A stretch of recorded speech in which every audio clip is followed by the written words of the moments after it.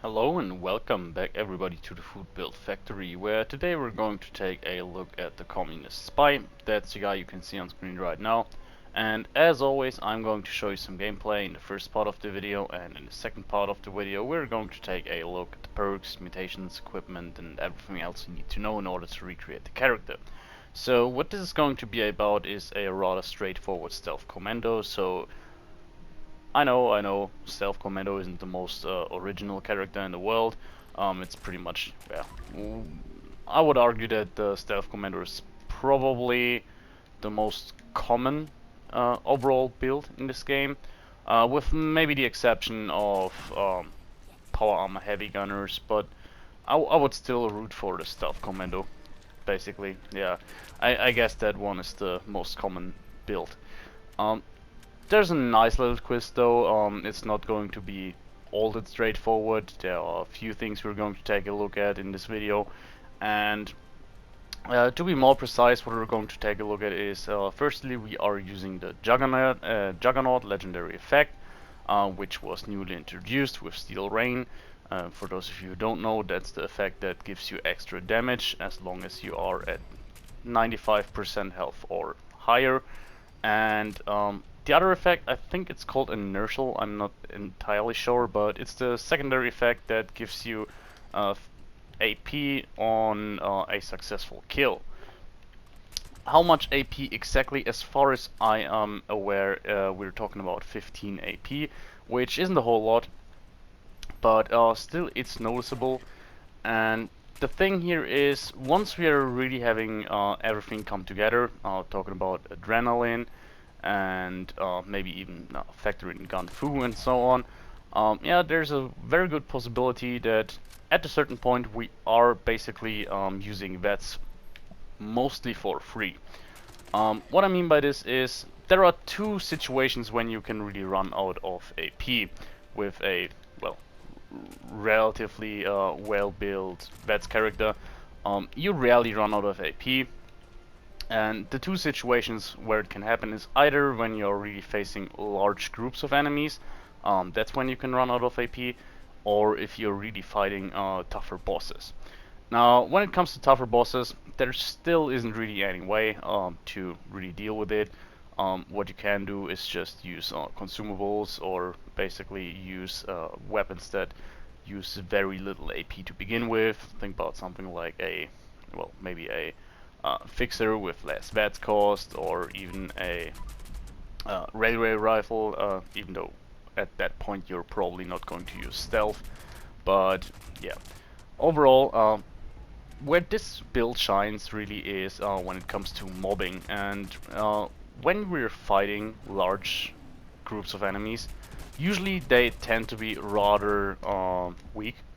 So that's basically when we can start to one-shot enemies. And once we're one-shotting enemies, think about ghouls for example, yeah, as I said earlier, we're basically firing the gun for free, since we can definitely shoot with a single shot with less than 15 AP, meaning that at a certain point we actually even start to replenish AP during using VATS. And it doesn't work out 100% for the simple reason that, yeah, you still are going to miss shots every now and then, but yeah, overall you can stay in VETs for a very long time.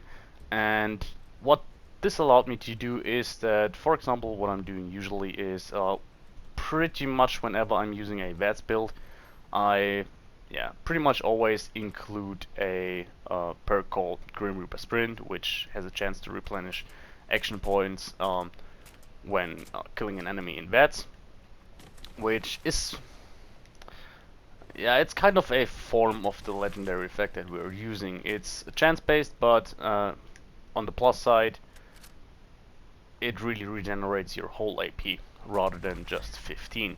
So if you combine both of them, you really have a good time staying in VATS. But on this occasion, what I wanted to utilize the effect for is not using Grim Reaper Sprint and using more crit-based perks. And yeah, basically what we're doing here is we're using pretty much every single crit-based perk. Um, talking about Psychopath, Four-Leaf Clubber, as well as Critical Savvy. And that means that we can really dish out a whole lot of crits with relatively low VATS investment. So what I'm sorry, luck investment. What I mean by this is that there's one very good luck-based build that I like to use. Not sure, by the way, why we are in danger, or what from, to be more precise. Probably a bit buggy here, because I really don't think we should be in danger from these guys. Yeah, now we're back into caution. And yeah, back to the topic. What I was talking about is one very good VETS based approach I'm using when I'm using full health builds is basically to just get a weapon with faster VETS crits. And what that allows you to do is to just pump your luck up to 23 and therefore get the maximum amount of crits if you're using Critical Savvy. And on this occasion, we are just having 14 luck. Pretty sure it's just 14, but so we're not using any legendary luck or extra luck armor pieces, as you can probably tell by the fact that we are using Chinese stealth armor. And therefore, I mean, we're basically having a rather low luck build, even though our base luck is at 14. So that's what I mean by that. By the way, I'm talking a lot about the secondary effects and what it allows us to do, for the simple reason that the Juggernaut effect, there's not a whole lot to talk about, really. It's rather straightforward. It's a straight damage buff. It's not the best buff in the world. We're talking about 25% as far as I can recall, additive that is. So there's definitely better options. I would definitely prefer something like anti-armor or aristocrats, junkies maybe, or possibly even furious, but I'm not sure here. Mutants is also a good choice, but if you're going for a stealth commando, I would say that mutants and Juggernauts don't really make a whole lot of a difference. By the way, I probably should have two-shot this guy, and instead I used like 18 shots or something. And the thing is, the Juggernauts effect was a bit of a, well, not disappointment, but I think the name is just a little bit misleading, because not sure about you guys, but when I don't know, when I hear Juggernaut, I just think about a tank build. And the problem is, no matter how tanky you make your build, you're probably, that was very lucky by the way, was that 2 3-star gutsies here? Well, maybe the second one was just a 1-star, I didn't really pay attention, but back to the topic. The thing is, no matter how tanky you make your character, it's basically very hard to stay at 95% health all the time, or higher. So the build where Juggernauts works best, in my opinion, is just straight up stealth, so you can just avoid being hit at all, and therefore stay at high health. So for a stealth build, it's probably rather good, just because you don't really have a downside. You basically have to play a little bit more cautious, and we have taken some steps in order to provide that we are staying at high health. Because keep in mind, having parts of your health bar being irradiated can also kind of screw you up in this regard here. But that's basically it.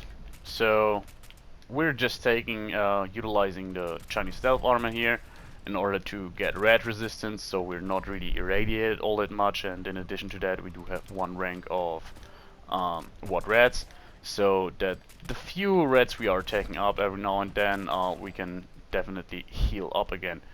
And that's basically all the approaches we are taking.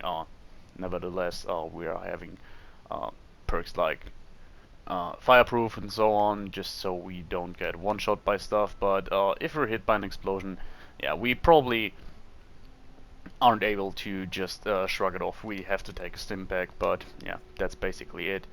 And other than that, well, it doesn't really matter what kind of damage buff you have, to be honest, if you're playing as a stealth commando. Pretty much everyone knows that stealth commando has the potential to do a ton of DPS. Even if you're using a non-legendary weapon, you can basically do fine with it and outperform most other builds. So that's just how powerful the build is. So yeah, the only real reason I made this build here is, yeah, firstly, I haven't really done a stealth commando in quite a while. And the other reason is, yeah, I just got this weapon here, which I found to be rather cool. And yeah, it just has two of the new effects, which is something I just want to take a look at. As I already told you, I'm trying to really focus on having at least one of the new effects or nuances to the game in every single video for the foreseeable future. And yeah, therefore this weapon was a natural pick. Probably going to sell it afterwards. I guess this could fetch a pretty solid price, even though it's just a 2-star. But yeah, probably be able to sell it for a few K and make someone happy maybe. It's definitely a good weapon. So if any of you want it, yeah, you can obviously have it for free, just to mess around with. I think it's a rather good weapon, even though there are probably better ones. And yeah, this is more of a weapon spotlight, to be honest. As I said, the interesting part here is just to see how many crits we can pump out by utilizing all three of the major crit perks: Psychopath, Four-Leaf Clover, and Executioners. What I'm talking, Executioners. How was it called? Critical Savvy, yeah. Sorry, it was kind of stupid there. Have we maybe forgotten the two guys in there, by the way? Or where's the last guy? Ah, okay, that was another hound. Yeah, as you can see, there's not a whole lot to talk about the build itself. It works well. It's stealth commando, so yeah, as I said, like 5 times already. It's a stealth commando is a build you can really hardly mess up. The only noteworthy thing here is we don't have the best perception or yeah, bad hit chance for that matter. So we're really effective at short to mid range. I rarely use this guy at high range, but doesn't really feel necessary as well due to the simple reason that, yeah, we're having Chinese stealth armor, so yeah, that combined with the stealth perks means and high agility means that we have no real problem sneaking up on enemies, at least to mid range. It's not like with a full set of Chameleon where you can just stand directly next to an enemy. Sooner or rather they detect you, but yeah. The only noteworthy thing about the Chinese stealth armor, in my opinion, is what I'm doing right here. That, yeah, the light doesn't affect your stealth ability. Basically, first time I've seen that was when Angry Turtle showed it off. It was rather surprising to me, to be honest. We can show it off as well. So as you can see, looking at the brackets there, they're not even shoveling. Okay, they did shovel now, but that was just because we were getting nearer. So that's a nice thing for you guys who want to loot a lot, but on the other hand, I think it's rather easy to just kill off enemies and then go on your looting spree if you want to do that. So yeah, I don't think there's a real reason to ever go for the Chinese stealth suit. Its best property is probably that it comes with this inherent radiation reduction, which is nice, so you can actually use it in nuke zones. So this guy overall is a very solid all-rounder, with some few exceptions, talking about stuff like uplink, uplink daily ops. You can basically do every single bit of content in this game, even events and so on. Yeah, and even the uplink daily ops, yeah, a lot of them are definitely manageable. You're not super flimsy, and yeah, you have great DPS even outside of stealth, so you can basically handle most situations rather easily. Due to the fact that we do have such a high crit rate, yeah, we can actually do quite well. Falls a bit more flat when it comes to bosses, as keep in mind some of our crits come from Psychopath, which means that we only have a chance to get a crit when we kill someone. Always the last perk I would advise you to use. It's just not the best one. Four-Leaf Clover is just better, and Critical Savvy is just the best of those three perks, but yeah, if you have the option to just take all three of them, I think it worked out rather fine. Now, one argument could be made that it's overkill, just because, yeah, on using Critical Savvy with 14 luck means that you get a critical hit on every third shot anyways, hit that is, on every third hit, and therefore there's basically only one chance for you to utilize Four-Leaf Clover, and then when you kill someone, there's only one chance to use Psychopath.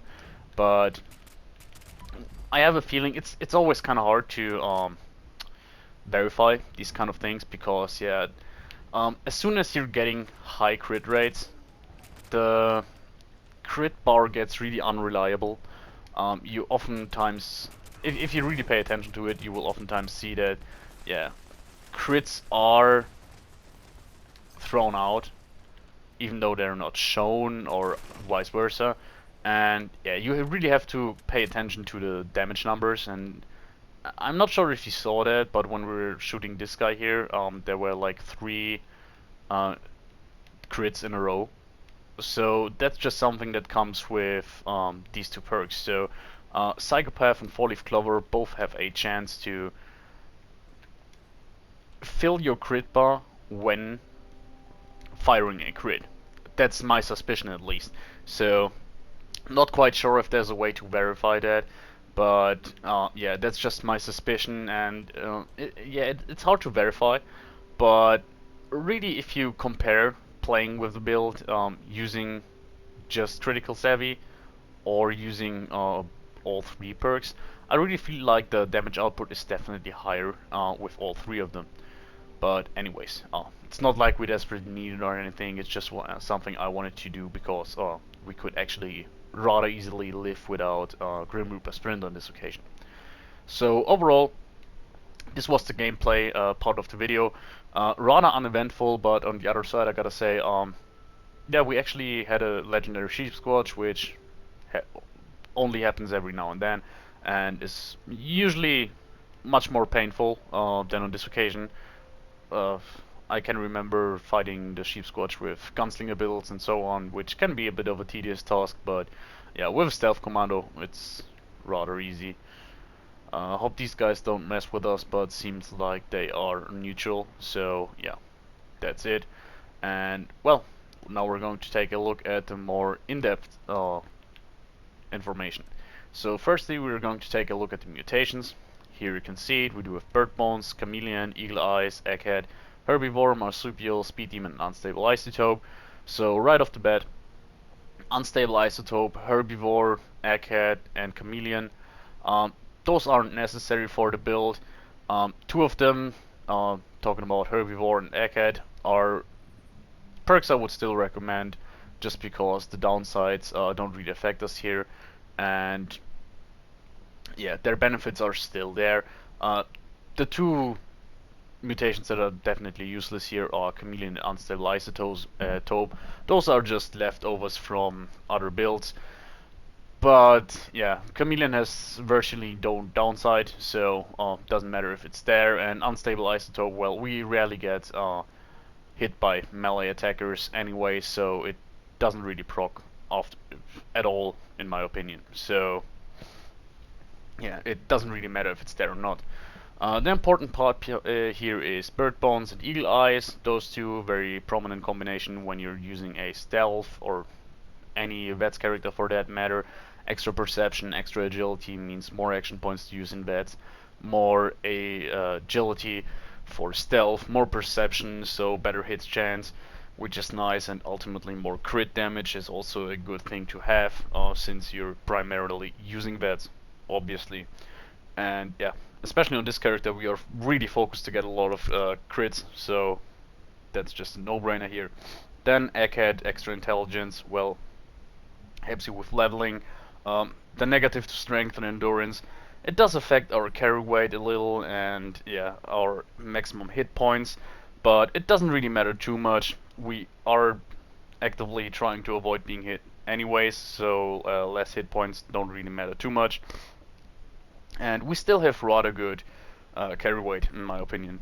Then Herbivore, I just mentioned that, yeah, the downsides don't really matter to us too much. That's for the simple reason that the only downside is every meat-based consumable in this game does have no effect anymore, but yeah, we just don't need to use them. And Herbivore means every plant-based mutation, sorry, every plant-based consumable is twice as effective, and that's especially useful on vet-centered characters for the simple reason, yeah, that you have access to good AP refresh sources that are also quite easy to get. Think about stuff like corn soup, and if you want to just increase your damage output by quite a bit, think about stuff like blight soup, giving you extra crit damage. So yeah, it's just useful if you want to use it. And that just leaves us with Marsupial and Speed Demon, which are pretty much always there. Extra movement speed, extra reload speed, extra jump height, extra carry weight.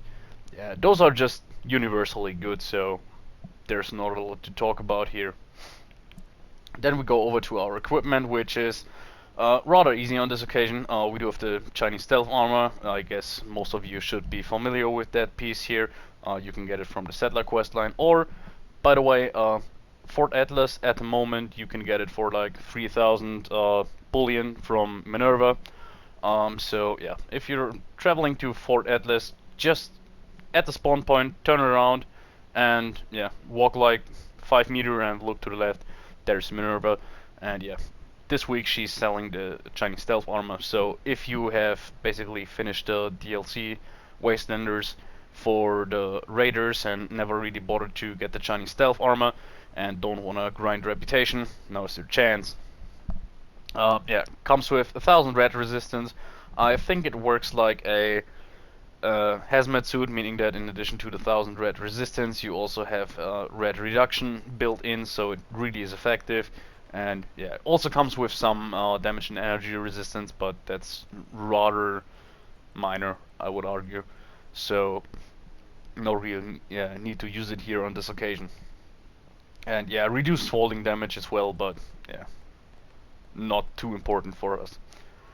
And yeah, our weapon, here it is, a Juggernauts, handmade with replenish action points with each kill. And yeah, I was kind of wrong during the video. I thought it was a 2-star weapon. It is a 3-star, but yeah, it's just 1 agility. I mean, from all the extra stats that we could get, I guess agility is one of the better ones, especially for our build, meaning that we're just ever so slightly boosting our perception, sorry, our sneak ability, giving us a little bit more action points to use in VATS, and yeah, doesn't really hurt, but yeah, it's not too crazy. It's rather straightforward. I think we should be at full health. Yeah, we are, so you can see 89 damage, not crazy, but you saw how capable the weapon is. And in terms of modifications, it does look a bit ugly in my opinion. I would love if it looks other, but yeah, I just went for all the aligned stuff and the precise grip just to maximize our VATS capabilities. And yeah, that's just how the weapon looks. You can get around it by just using the Screaming Eagle skin, for example, which basically gives a unified skin to the weapon no matter how you're modifying it, but for obvious reasons on this occasion I went for a for the Red Viper paint, which gives it this communist skin. So that's that. In terms of condition, I would argue it's rather easy. Just to mention that we started with like 150% condition, not quite 130%, something like that. So yeah, you definitely have to repair it every now and then, but it's not going to break super fast either. So yeah, there's that. Then we're going to take a look at our perks. In strength, we do have Bandolier and Traveling Pharmacy. I do that quite often. It's just a combination that works for me. Bandolier, straightforward. Yeah, we're using ballistic ammo on this occasion, so reducing its weight is rather nice. And Traveling Pharmacy is just a perk that yeah, on this occasion I do not have the uh, chemist backpack, but the grosser one. So yeah, I needed to use traveling pharmacy because I'm carrying quite a lot of stimpaks and so on, which weigh me down. Then we do have 50 perception, 15, sorry. Um, yeah, all the commando perks maxed out, tank killer maxed out, as well as concentrated fire. I could have went for a combination of rank 1 of concentrated fire and rank 2 of ground pounder, but on this occasion I found that the bit more boost to our that's hit chance was a bit more effective than improving our reload speed. If you really want to do a lot of boss fights and so on, you would definitely want to go for ground pounder and rank 1 of concentrated fire. But if that's what you want to do, arguably you would want a bit of a different build anyways. So yeah, for day-to-day usage I would go for concentrated fire on this occasion. Then we do have endurance at rank 8, which is rather high for a stealth build. But on this occasion, I actively decided to do that for the simple reason that since the 5% of our legendary effect that we want to be in, meaning 95 to 100% health, is obviously percentage based, means that yeah, the higher our HP are, the bigger the range of HP is that we can move in. And even though we do not want to be hit at all, yeah, you can just avoid to completely get hit at all. Every now and then you will be hit by a stray bullet, so therefore, yeah, having a bit of energy and damage resistance from our Chinese stealth suit is nice. And yeah, just having a bit more endurance than I would usually do proved to be quite a good decision here, and also gives us access to two pretty good perks here. Fireproof and Adamantium Skeleton. Fireproof is rather self-explanatory. Avoid being killed by stray Scorch Beast blasts or exploding cars. Adamantium Skeleton just helps us, so the problem could be if we get crippled legs, for example, from stray bullets. Yeah, that could break our stealth because yeah, you get into a stagger animation and yeah, stand up basically. So that's just something to avoid. And in a twisted turn of events, our completely communist spy turns out to be a great fan of the extremely capitalist Nuka-Cola. So we do have Cola here. This has a very simple reason. As you saw during the video, we don't have good AP refresh.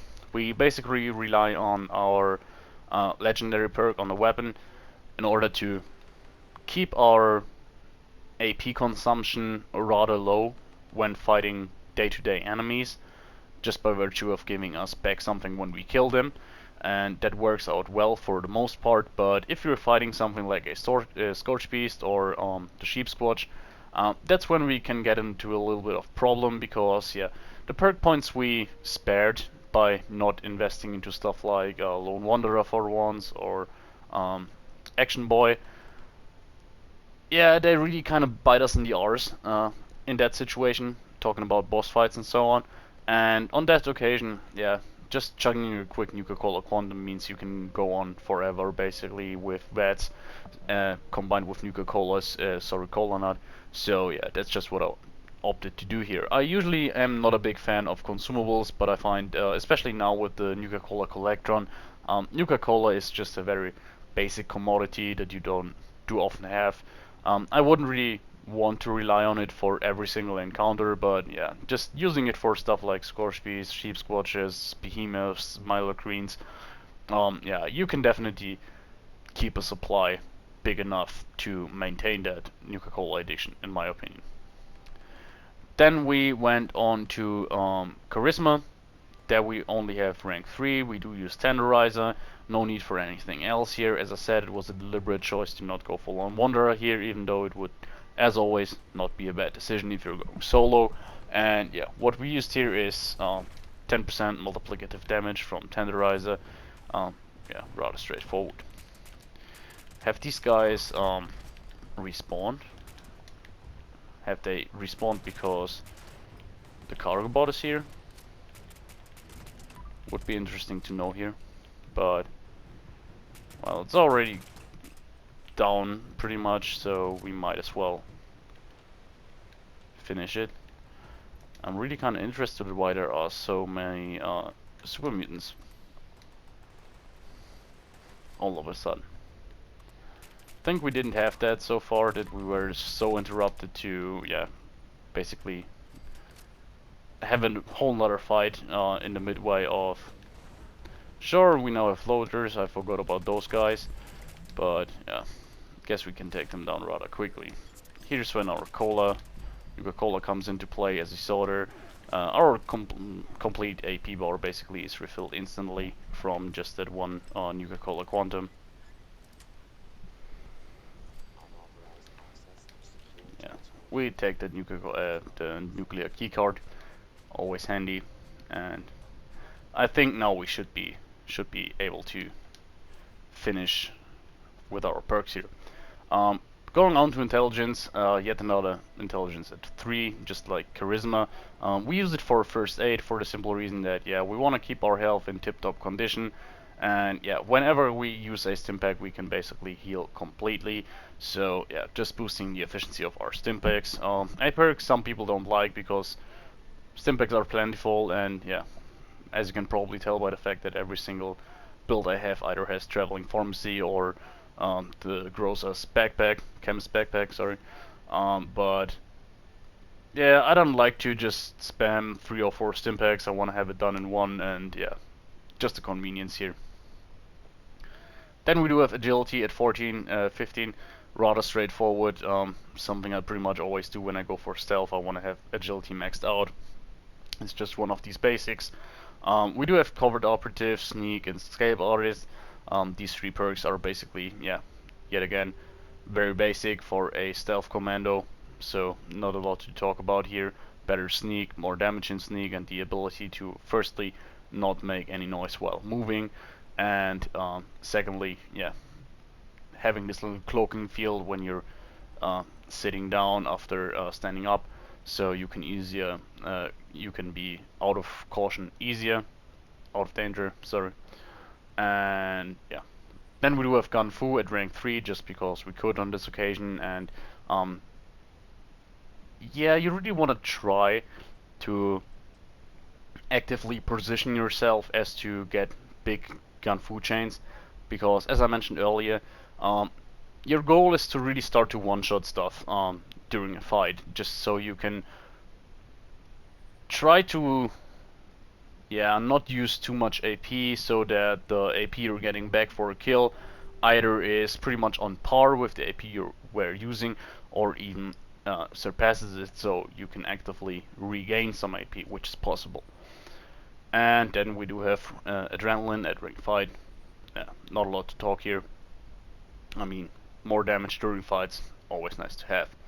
And then it gets a bit more interesting here. This is the stuff I was talking about during the video. Now let's get the boring stuff out of the way. Here's Starch Jeans.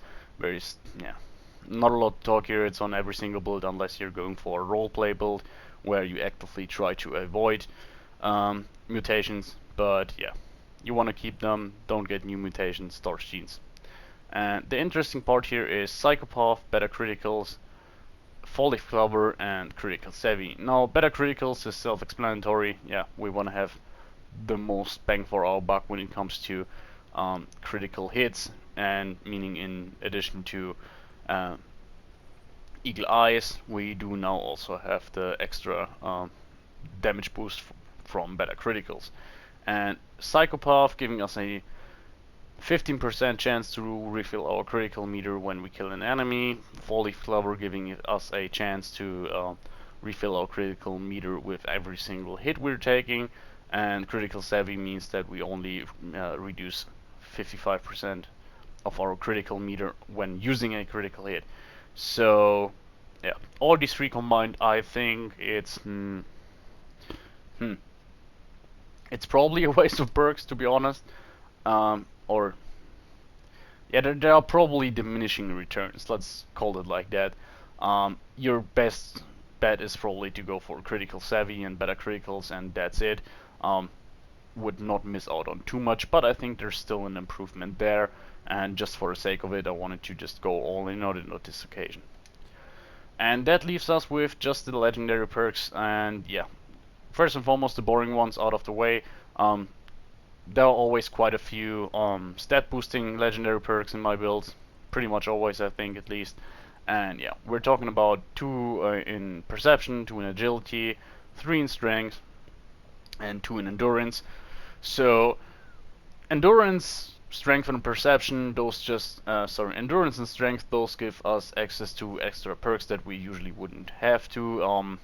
Legendary strength is basically just traveling pharmacy. The 2 extra endurance from legendary endurance are basically cola nut, so you could live without them. They're just nice to have in my opinion. And agility and perception, well, those actually just there to boost our passives from those stats, meaning better sneak, more AP, and better vets hit chance. So yeah, nothing too crazy here. And the more interesting ones I already mentioned during the video, what rats at rank 1. Obviously higher ranks would be nice to have, but on this occasion the extra rat resistance that comes with what rats is rather useless to us, since we're already having such high radiation resistance from the suit. It's just that the few radiation points that we're getting, especially for a nuke zone or so on, we can heal off in combination with what reds, and that means it is easier to always keep a full health meter to gain maximum benefit from our legendary effect. And then, last but not least, we do a follow through. Only at rank 2 on this character, obviously something I would love to have maxed out here just for extra damage, but 20% multiplicative damage already is quite a lot and nothing to be chuffed at. So yeah, that was it. I hope you enjoyed the build so far, guys. Yeah, yet again, it's something I mentioned like 2 videos ago or something. If I sounded a little bit nasally, yeah, it's still pollen season where I am, and yeah, it's kind of bad this week. And yeah, I hope you enjoyed the build. I certainly did. It's not like my favorite build, just because yeah, I have played so much time as a stealth commando. It grew kind of boring, to be honest. It's just too good, in my opinion, if that makes sense. It's yeah, I don't really think different stealth commandos aren't too interesting, but just judging by the numbers, you guys seem to enjoy them. So I think yeah, I'm always going to do them every now and then. And on this occasion, it was really rather interesting because I think, especially the second perk that gives us back some AP on a successful kill, uh, actually managed to give us some bit of unique gameplay here, which I don't really have on other stealth commandos, and that was rather interesting.